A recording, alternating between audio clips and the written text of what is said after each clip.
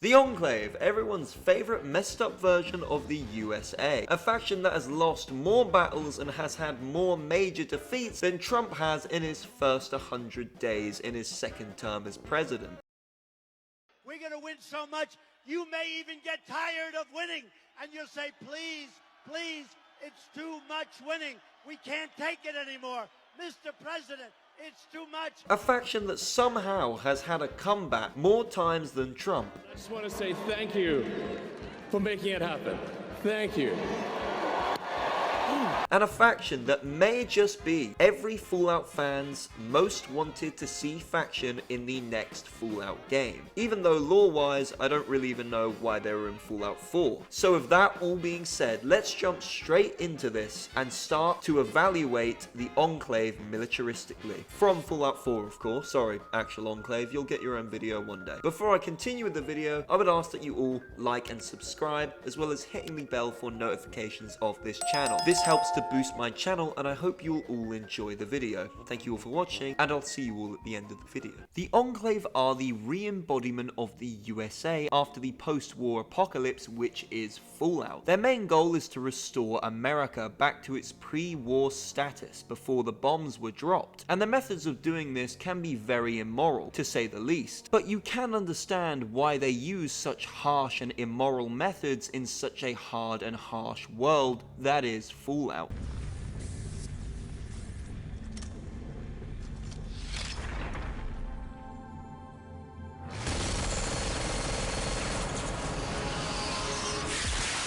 Okay, well, at least you can understand most of the time. After the events of Fallout 3, I was someone who thought the Enclave had been dealt with, finished, wiped out. Absolutely Wrong. But I guess I was wrong. They somehow made their way over to the Commonwealth. Rather, the remnants of the Enclave themselves made it over to the Commonwealth. Their main reason for being in Fallout 4's Commonwealth, take the player out, finding and taking some of their Enclave equipment, which can be found in Fallout 4's Commonwealth. While they're mainly here to take back their old equipment that has been stolen or has somehow wound its way to the Commonwealth, one of their other main reasons that they're actually in the Commonwealth to rebuild up the Enclave forces, to start to reform the Enclave force as it once was previously. With that all being said, now that I've done a little breakdown of who the Enclave are, let's get straight into the point of this video. The Enclave are often seen in very powerful armor, or not just any old normal armor, but extremely strong power armor. The Enclave can be seen also wielding their incredibly powerful weapons arsenal. The gun they use most often being the modified plasma gun, with the gun doing around 32 damage, which is quite a bit strong. The gun is worth around 115 bottle caps, making it seem quite expensive, and as if it may take a lot of hard labor to create, making the gun very valuable, and showing that the Enclave clearly have still the industry to produce the guns, or at least scavenge them, or even buy them. The gun also has a fire rate of 33, making this gun not quite the strongest, but probably the second strongest out of all the factions we have looked into on this channel. I would say they have around 50 of these weapons. They also use extremely powerful Tesla cannons, and also other very strong Enclave weaponry. The Enclave are based around 5 locations in the Commonwealth, with one of these 5 being their main base and their HQ, and all of them having around 10 Enclave soldiers at each one, with additional Enclave patrolling the Commonwealth. This brings our number of troops up to around 70 Enclave, all in active service, with around 20 patrolling the Commonwealth and the rest being stationed at different bases. This is the smallest number of troops we've ever actually seen, but their power does make up for this. As you have to remember, factions such as the Railroad and other minor factions like the Super Mutants could probably get wiped out by these 70 Enclave soldiers, and even factions like the Brotherhood of Steel, Minutemen, and even Institute could probably be heavily damaged by just these 70 soldiers alone, due to their amount of sheer firepower and incredibly strong power armor, as around half of these men will be seen in power armor as well. They also have around 20 Enclave turrets. So without further ado, allow me to reveal the final statistics for the Enclave's equipment and numbers.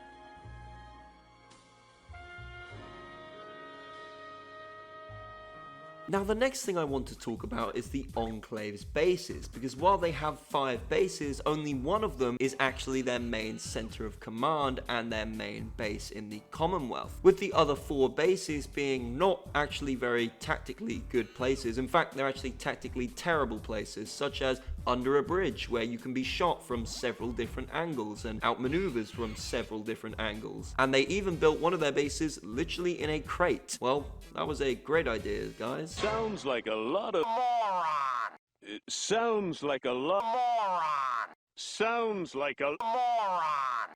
Moron. However, one of their bases does stand out as their clear headquarters, located in the glowing sea. The base is an old pre-war building, the Atlantic offices to be exact. Now this base is quite interesting because it's the only main base out of all the factions I've looked at so far that's located within the glowing sea. This is a huge natural advantage, as many enemies actually have no chance of getting into the entrance of your base, unless of course they have a lot of power armor or a lot of rad-X to get through the sea of radiation, which is ironically the glowing sea. This means factions like the Gunners, Minutemen, Railroad may struggle to actually get to the Enclave base, in the case that they may need to actually attack them. The base itself is also very tight, allowing for few but very powerful Enclave soldiers to be inside, and to take up strong defensible positions such as on the roof and in tight narrow corridors that funnel in the base one way only. The building is also fitted with several powerful Enclave turrets,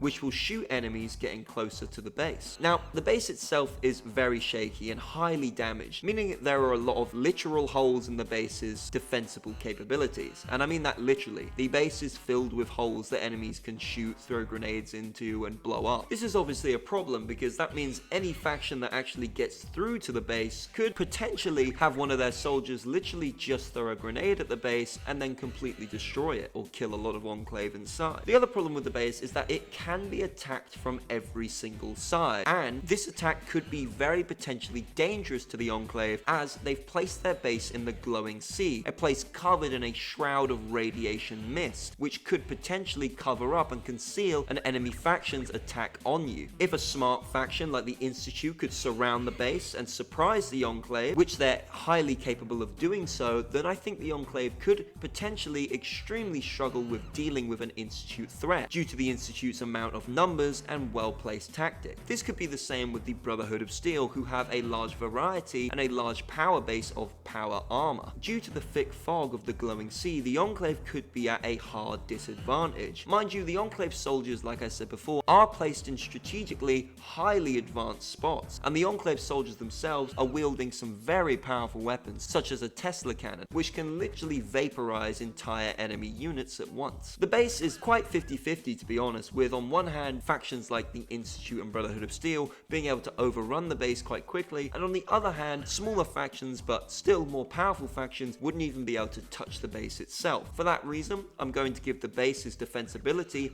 and the base overall a 60% effectiveness on the effectiveness scale for bases. Now let's talk about tactics, and tactically the Enclave have been known to be quite smart when it comes to their tactics, and I think we can still see a bit of this in Fallout 4 through the choice of their placement of their HQ in the glowing sea. Quite a tactically smart move. However, their tactics that they use clearly are not as good as the ones they used in Fallout 3, where in many cases they would use elements such as surprise to try and take down their enemies, or they would use tactics such as air units, massive air support which would overwhelm other factions and forces, taking them down. They still do have 1 or 2 vertibirds in Fallout 4, however they're not really used very often and they're not used to the greatest ability. They've also been known to use many tactics to outmaneuver their enemies and attack them from multiple angles. This is something that's not really seen in Fallout 4, as all of their bases other than their main HQ are literally built for the opposite of this. They're built to be attacked from most sides and defend from most sides, instead of being the ones able to maneuver around and attack the enemy from other sides. Now mind you, this doesn't mean they don't use good tactics at all in Fallout 4, but they just don't seem to use them as good as they did in Fallout 3. and they're a lot more submitted. For example, very clearly the Enclave know a lot about positioning. They don't have a lot of troops in the Commonwealth, but when you attack them, their actual soldiers are normally placed in quite tactical locations, such as in tight narrow corridors to surprise an enemy, or on top of roofs for a vantage point. My main example of this would be the Enclave's HQ, where they place their strongest men with power armor and Tesla cannons on the roof of the building, so that they can shoot down at the enemies coming forward out of the glowing sea, or potentially they can shoot up into the sky at enemy vertibirds if there was an aerial insurgent. Something also that needs to be given credit to the Enclave is they are very good at layering their soldiers in units. What I mean by this is when you enter the Enclave HQ, you move through their ranks until you get to the top floor where you face the top strongest enemies, which you then have to take down, normally meaning that you fight their weakest enemies first. So by the time an enemy faction has actually reached their peak soldiers, they're completely worn and torn out. Now the sad thing is their tactics kind of stop there in this motion, as any time you see the Enclave at random points around the Commonwealth, they're not really using these tactics very well. They're in small squads of 4 to 5 Enclave soldiers, and they're literally just walking up and down Commonwealth roads. This is fine if you're someone like the Brotherhood of Steel,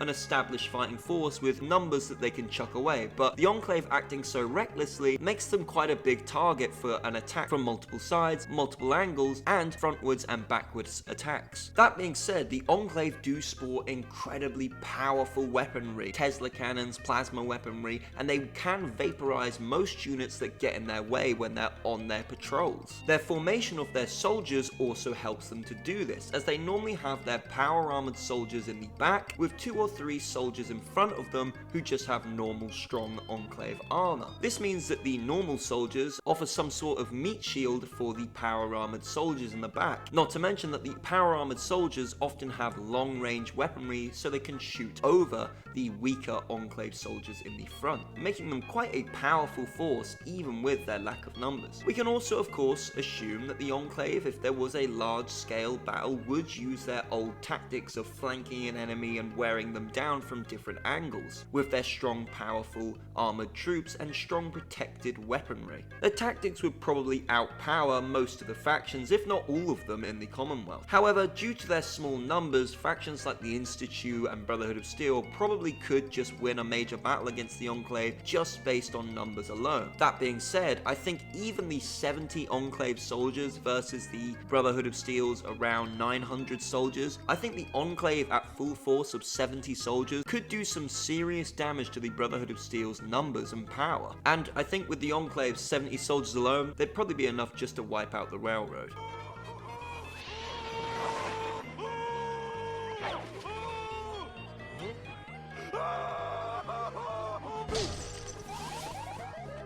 Oh, I got dead again. This game stinks. So while the Enclave tactics aren't as good as they used to be, they're clearly still highly effective and incredibly dangerous for their enemy foes. So for that reason, I'm going to give the Enclave a 70% effectiveness on the effectiveness scale for tactics. Now let's talk about the Enclave's biggest feat, and in lore they have a lot of biggest feats, but what about their biggest feat in Fallout 4 in the Commonwealth? Well, they don't really have one.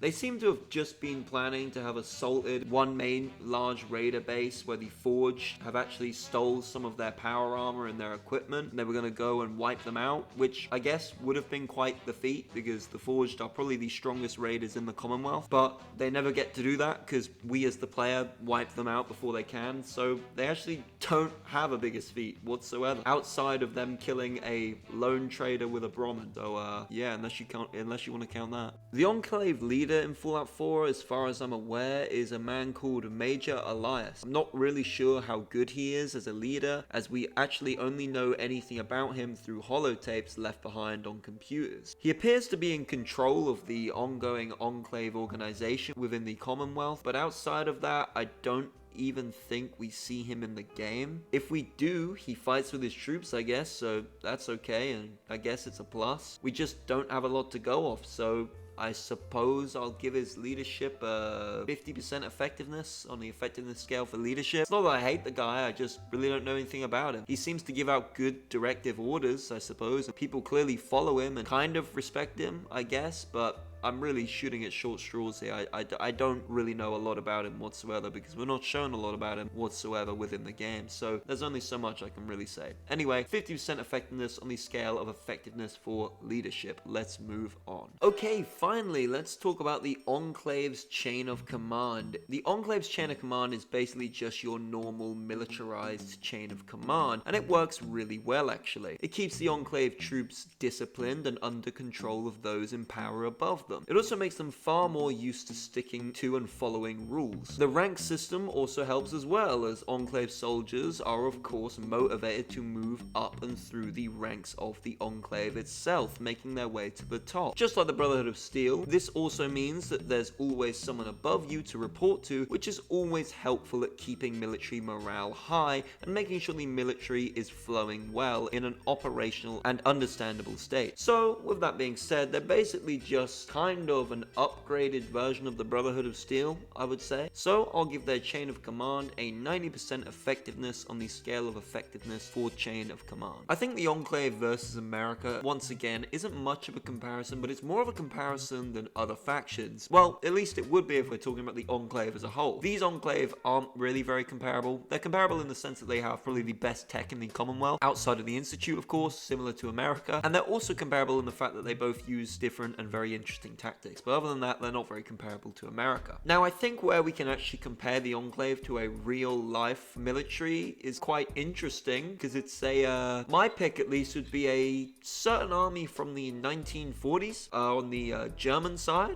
if you know what I'm saying. Yeah, I think they share quite a lot of tactics with those people. Now, don't get me wrong. Don't get me wrong. You might think I'm insane here, but just listen. They share a lot of similar tactics, such as enclosing on and intervening their enemies, outflanking their enemies, and encircling their enemies is something the Germans during World War II all did. They're also very similar in their ideologies in many ways, such as they believe in purifying the whole of America, much like the Germans in the 1940s believed in, anyway. They also wear uniforms, black uniforms, much like the Germans in 1940. So, with that being said, let's swiftly move on. In conclusion, the Enclave can be an incredibly strong fighting force. Even with their small numbers, they can eliminate and annihilate other factions with their strong armor and powerful, smart tactics. On the defensive, there is, however, many ways they can be exploited through both their main base HQ and their side bases. The Enclave could be the strongest faction in Fallout 4, but are let down by their bases and lack of actual numbers and fighting force capacity. They also have a lack of a strong leader throughout Fallout 4, however, they do have a great chain of command.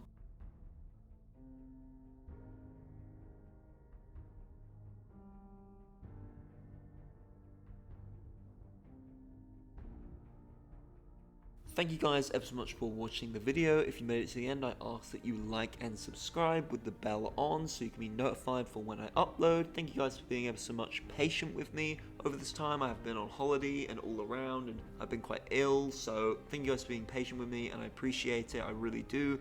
Back to normal uploads now, lots of Fallout content coming your way, so thank you ever so much for watching this video, and I'll see you all in the next video. Stay safe guys, and peace.